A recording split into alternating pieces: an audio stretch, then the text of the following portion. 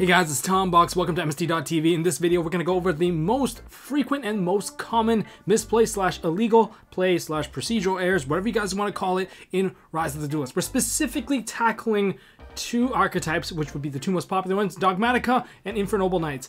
I was going to make a sketch about this video, but I can't really do a skit opening because I have slight health issues that hasn't been letting me eat properly for the last couple of days. So, you know, share a thumbs up, I appreciate it, and let's get into it. That's why sometimes you'll see a pillow here, because let's just say I'm still in a bit of pain.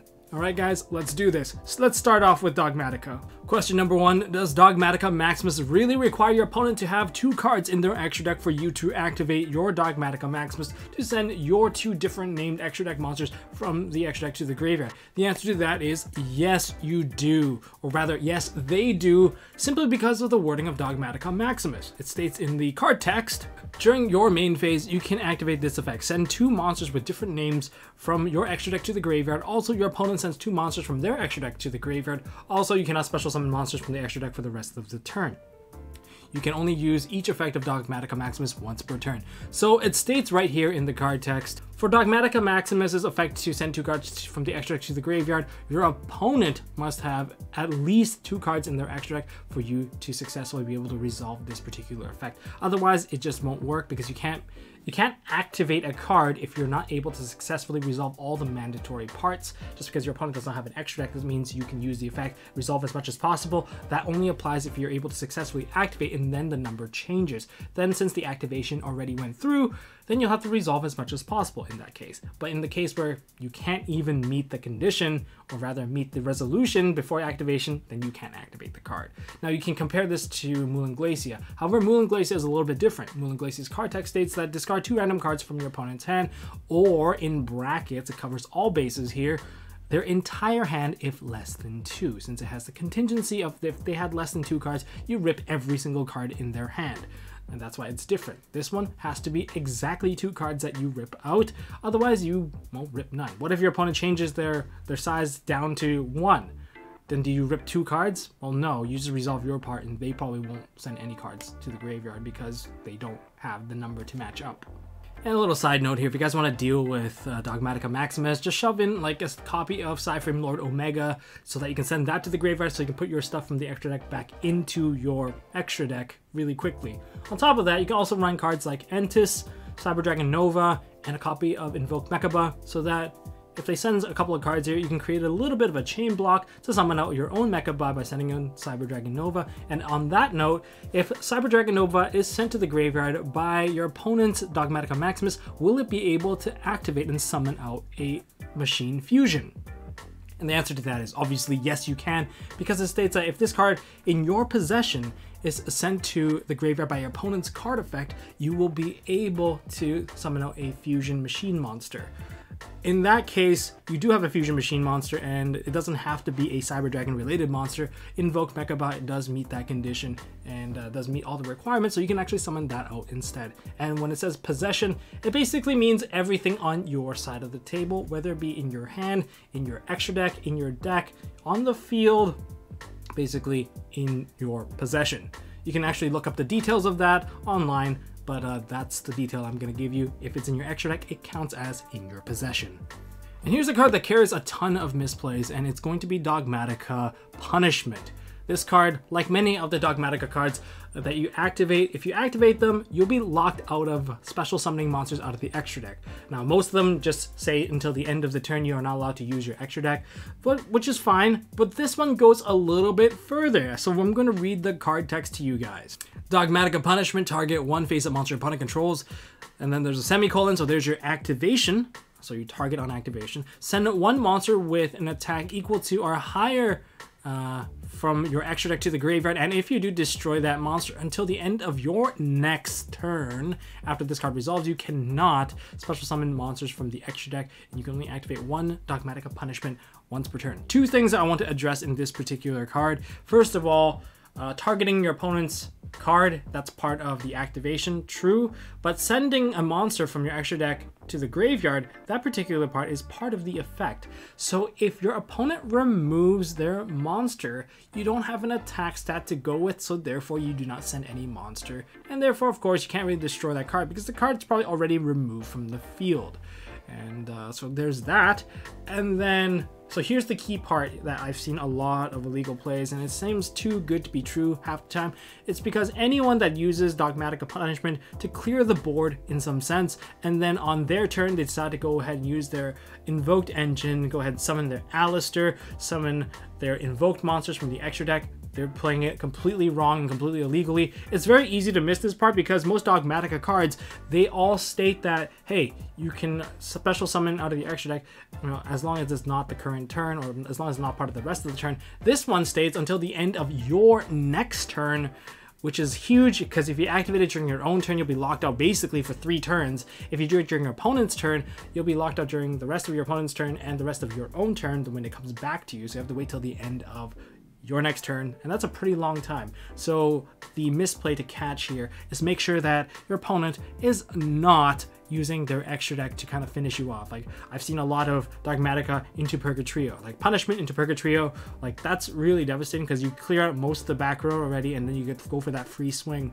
It's pretty devastating, but it cannot happen. So that's a pretty big deal here. That's the one card that you have to pay attention to, is because I know that people only play like 1 or 2 copies of this card, but it has such a big impact to the point that Konami already realized that, yeah, we should probably stun them a little bit longer if they're going to be using punishment. The final question ruling related to Dogmatika would be Nadir Servant. If my Nadir Servant gets ashed, can I still use my extra deck for the rest of the turn? The answer to that lies in the heart of battle. I'm just kidding, guys. Street Fighter reference. The answer to that lies in the conjunction used in the card text. So in terms of the card text, it states, send 1 monster from your extra deck to the graveyard, then add 1 Dogmatika monster or Fallen of Albas from your deck or graveyard to your hand that has attack less than or equal to the monster sent to the graveyard. And also for the rest of the turn after this card resolves, you cannot special summon monsters from the extra deck. Note that the word that connects the restriction is the also, and since also connects all parts of the effect, it is considered as one effect. So if you ash it, yeah, that part of the effect also gets negated. It's a restrictive effect, and once it resolves, it's part of the game state. But since if you ash it, the entire effect is also negated. You don't send a monster, you don't do any of those parts, so yeah, it's also negated as well. So that's an important keynote here. Note that this particular card effect can be ashed as well as get hit by Ghost Bell, because it can also add from the graveyard. And in that particular case, are you able to use Ghost Spell even though there is no particular targets in the graveyard? And the answer to that is probably yes, because it all happens during the resolution. There's no guarantee that you're not going to send a card into the graveyard and perhaps fetch it back into your hand. It's like Ash Blossom Joyous Spring versus Shaddoll Fusion. Why am I always able to use Ash Blossom versus Shaddoll even though I don't even have a monster summoning out from the extra deck? It's because during resolution, there's no guarantee that I won't be able to change that number. And since all of this stuff activates before you can actually get to resolve, it's basically hitting all cases. So if it's happening during resolution and there's no precondition during the activation that won't allow it per se, then it is able to get ash. In this case, it's very similar to Nadir Servant. There's no guarantee that you won't pay for costs for something and throw one of your Dogmatika monsters into the graveyard and then you can fetch it back. Since that guarantee isn't there and you cannot guarantee that it won't happen, that's why you can always use Ghost Bell against this card as well. So perhaps you get to save your Ash and your Bell, or perhaps one of these cards, for a different card. Side note, Ghost Bell is probably going to pick up in popularity because it actually hits multiple cards in that particular deck, such as Shaddoll Schism, because that also banishes stuff from the graveyard, and since it moves stuff from the graveyard, it's likely to be able to get hit by the Ghost Spell, and basically the activation will get negated entirely. So there's that. And now let's go into the Infernoble Nights. You guys don't get to escape because you guys also have a ton of illegal plays coming up, and hopefully by the end of this video it won't be an issue anymore, but you know, just read your cards in the end of the day. So starting off with using Ghost Ogre Snow Rabbit versus the equip spells. Remember, the equip spells, they have to activate on the field and then they will get their effect and then they will destroy themselves. Note that the card text in, say, let's use Durandal for instance, While this card is equipped to a monster, you can add a level 5 or lower Fire Warrior monster from your deck to your hand, then destroy this card. That's really the part that I'm going to be talking about here. So the rest of the card, you guys can read it yourselves. So what happens when you use Ghost Ogre on this card? It states that you would add the card first and then destroy this card. So since the part A is not reliant on part B successfully, going off, will I be able to get the search? And the answer is no, you can't search. It's basic Yu-Gi-Oh! Basic Yu-Gi-Oh! Trumps over your conjunctions here. Any equip spell, field spell, and continuous spell, all of them need to remain face up on the field to successfully resolve their effects. If they are removed from the field while trying to resolve another effect, the effect that it is trying to, resolve won't be able to go through because it's no longer on the field. So if you destroyed the card, say Durendo gets destroyed because it's activating once again on the field, you Ghost Ogre it, the card is no longer on the field, so you will not get that search, regardless if you destroyed this card or not. So there's that, just some basic Yu-Gi-Oh! That we can kind of get a little bit of a review on. So Immortal Phoenix Gearfried, are you guys playing him properly? Well, let's break down all parts of his card text so you guys don't mess up, because a lot of people have been Ghost Ogring this card. Bad timing, guys. This is basic Yu-Gi-Oh! I don't know why I have to talk about this. Maybe it's because we've taken such a long break, but okay, let's go into the card text. You can banish one equip spell from your field to the graveyard, semicolon, so it's an activated effect right there. During the activation, you would banish it for cost, and special summon this card from your hand. So it's an activated effect. You can technically get Gamma on the effect, which does hurt. At the start of the damage step, if this card attacks, and says this is the damage step, you cannot get Ogred. I've seen people Ogre this card, and that's wrong. You can equip one face-up monster on the field, so I can equip either side, and max 1 as an equip spell that gives this card 500 attack. So only the one that it is equipped by its own effect will get you 500 attack. And when a monster effect is activated, as a quick effect to send one equipped card on the field you control to the graveyard and negate that activation, destroy that card. You can only use each effect of Immortal Phoenix Gearfried once per turn. Several things I want to break down here. First of all, it says 1 max as an equip spell equipped to this card. Does that mean I can't equip any more Infernoble Knights onto it? The answer is no. You can only equip using its own effect 1 max. So if you have, say, another card like Ogier in the graveyard, you activate Infernoble Knight and Ogier, you can attach into the Gearfried, that's fine, because it's not by Immortal Phoenix's effect, it's by Ogier's effect or Oliver's effect. Either way, you can attach more monsters onto it. It doesn't lock you out, but you can only use its effect. Think about it like Thousand Eyes Restrict. Thousand Eyes Restrict only allow you to equip 1. It says 1 max anyway, and in that regard, same idea. Does that mean that your Thousand Eyes Restrict can't take on more equipped cards? Of course not. You can do it, but just not through its own effect, but through the effects of other cards. So there's that.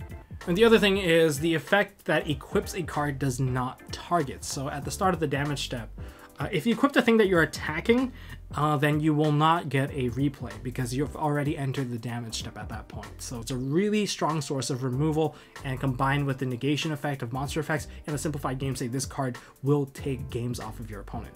So Renaud and Oliver are the two cards that I want to talk about because they are technically the tuners of the deck. Renaud becomes a tuner if you special summon it while controlling another Fire Warrior, and Oliver, if you use his effect to summon him out, his level changes to level 1. And that's kind of what the attention I want to bring to you guys, is that make sure your opponent is synchroing properly with the correct levels. I've seen people, they actually have a level 1 Oliver and they synchro into a 5 going into Captain Roland. That's not possible because at most you're only going into like a Formula Synchron, and that's not okay because getting a free roll-in means that they're probably going to be able to do the Auroradon combo without being hindered at all. In that case, you just have to make sure that you know what's going on. If they're using the effect, make sure that the level goes from 4 to 1. And the other thing is to note that your opponent is not synchroning with a non-tuner monster as the tuner, which would be Renaud, because Renaud is not a tuner by default. And you can also you cannot summon out Renaud using Crystal Cleaver because by default is also not a tuner. So those are some of the more essential things that you should be aware of for this particular card. And to kind of close this one out, I kind of want to talk about Emperor Charles and Roland.